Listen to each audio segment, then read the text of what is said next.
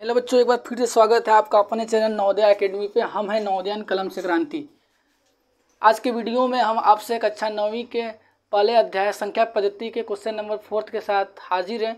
इस क्वेश्चन में हमें बताना है दिया गया स्टेटमेंट ट्रू है या फॉल्स है तथा ट्रू है या फॉल्स है, तो उसका हमें उत्तर की पुष्टि भी करनी कि ऐसा है तो क्यों है।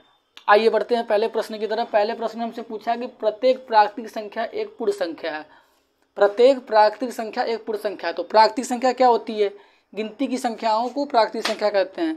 तो प्राकृतिक संख्या क्या हो जाएगी? प्राकृतिक संख्या क्या हो जाएगी? प्राकृतिक संख्या क्या हो जाएगी? गिनती की संख्या। गिनती कहाँ से प्रारंभ होती है? 1 2 3 4 5, ये अनंत तक जाएगा और हम अनंत तक गिन सकते हैं। और पूर्ण संख्या क्या होती है?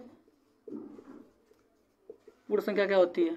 शून्य से प्रारंभ होने वाली संख्याएं जो अनंत तक जाती हैं, अर्थात शून्य तथा प्राकृतिक संख्याओं के मेल को हम क्या बोलते हैं? पूर्ण संख्या बोलते हैं। अब देखिए ध्यान से, यहाँ पे प्रत्येक प्राकृतिक संख्या, जितनी प्राकृतिक संख्याएं वो पूर्ण है। देखिए इसमें जितनी भी संख्याएं आ रही हैं यहाँ पे, वह जितनी भी मेरी संख्याएं आ रही हैं प्राकृतिक संख्या की, वह पूर्ण संख्या की कैटेगरी में आ रहा है। अर्थात यदि ये बहुत बड़ा ऐसे है, ये पूर्ण संख्या है, तो हमारी जो प्राकृतिक संख्या होगी इस पूर्ण संख्या के अंदर आएगी और एक संख्या केवल बचती है जो इसके बाहर आएगी, वो क्या है? 0। ठीक है। तो हमसे पूछा प्रत्येक प्राकृतिक संख्या एक पूर्ण संख्या है। हाँ, प्रत्येक प्राकृतिक संख्या एक पूर्ण संख्या है, अर्थात दिया गया ये कथन क्या हो जाएगा? सत्य हो जाएगा। ठीक है। अब बढ़ते हैं दूसरे प्रश्न की तरफ। दूसरे प्रश्न में हमसे क्या पूछा हुआ है? प्रत्येक पूर्णांक एक पूर्ण संख्या है। तो प्रत्येक पूर्णांक क्या होता है? इसको लिखते हैं। पूर्णांक क्या होता है? इसको लिखते हैं। देखिए पूर्णांक क्या होता है? पूर्णांक में आपको पिछले वीडियो में बता चुका हूँ कि धनात्मक संख्या, ऋणात्मक संख्या तथा शून्य के संयोग को हम पूर्णांक बोलते हैं। अर्थात पूर्णांक क्या हो जाएगा? -1 -2 -3, ये माइनस अनंत तक जाएगा। इधर 0 1 2 3 4, ये अनंत तक जाएगा। तुमसे पूछ रहा है कि प्रत्येक पूर्णांक एक पूर्ण संख्या है। देखिए प्रत्येक पूर्णांक अर्थात इन दोनों में कॉमन देखते हैं क्या आ रहा है? कॉमन देखिए ये आ रहा है। मतलब इसको हम डायग्राम के द्वारा दिखाना चाहें तो ऐसे दिखाएंगे। ये पूरा पूर्णांक होगा, ठीक है, और इसके मध्य में छोटा सा गोला आएगा, इसमें क्या आएगा? पूर्ण संख्या। और बाकी की जो ऋणात्मक संख्याएं बची, पूर्ण संख्या और बाकी की ऋणात्मक संख्याएं बनेंगी, यहाँ आएंगी। अर्थात सत्य कथन क्या होगा? प्रत्येक पूर्ण संख्याएं पूर्णांक होती हैं, प्रत्येक पूर्णांक पूर्ण संख्याएं नहीं होती हैं। अर्थात दिया गया कथन असत्य है। असत्य होने का कारण यही है कि प्रत्येक पूर्ण संख्याएं पूर्णांक है, लेकिन प्रत्येक पूर्णांक पूर्ण संख्या नहीं है। आप दिखा सकते हैं -2 -1 क्या है? ये दोनों संख्याएं क्या हैं?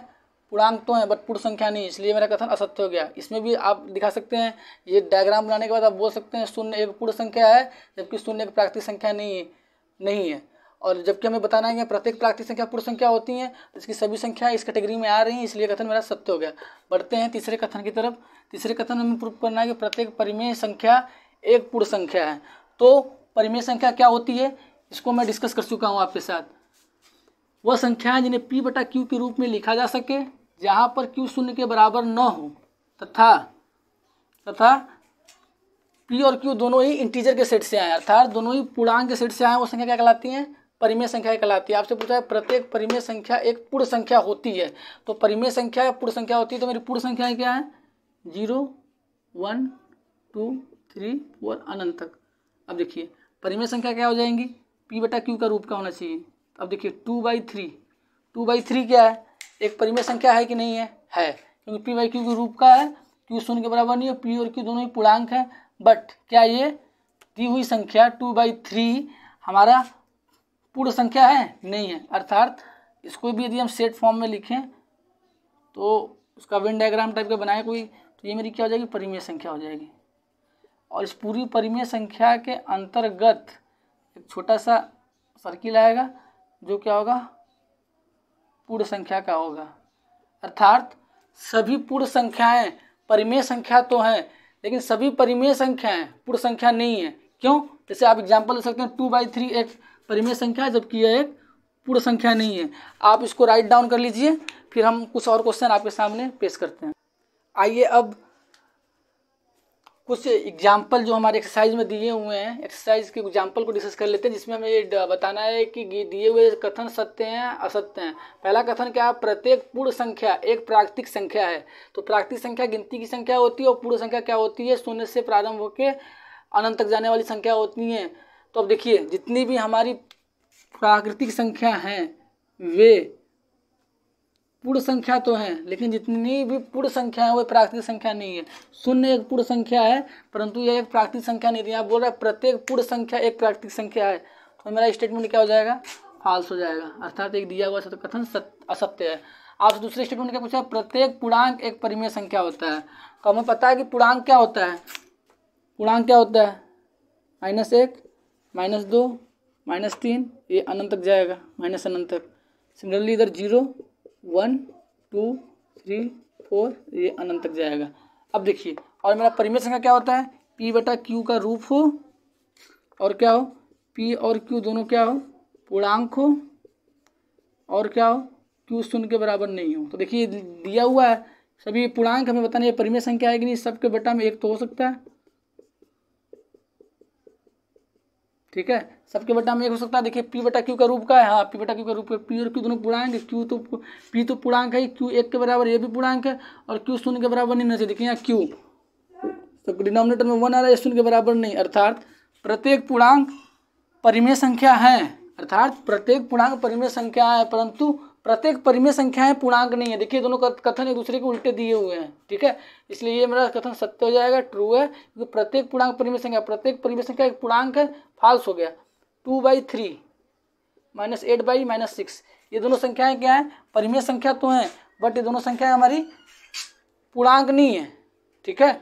इस तरीके से ये मेरा पहला कथन फॉल्स हुआ, दूसरा ट्रू, तीसरा कथन फॉल्स हुआ।